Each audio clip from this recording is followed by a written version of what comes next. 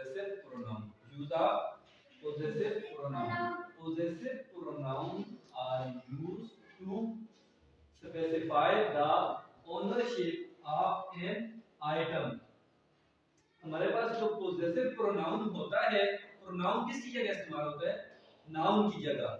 नाम नहीं होता, उसकी जगह हमने जो हम वर्ड वगैरह इस्तेमाल करते हैं वो हमारे पास pronoun होते हैं. और possessive pronoun किसके लिए इस्तेमाल होता है?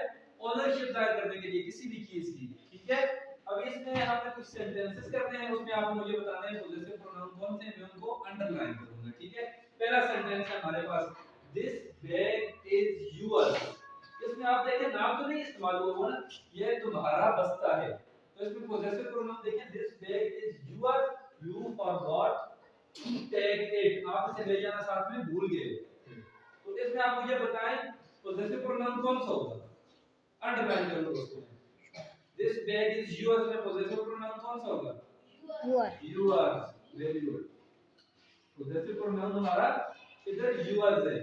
आगे दूसरा सेंटेंस आप देखें, the cycle belongs to our. Cycle किसकी है? आमर की. लेकिन आमर तो नाउन है ना, इसको तो हम possessive pronoun तो नहीं कह सकते. आगे पढ़ें आप, इट इज हिज. ये उसकी है.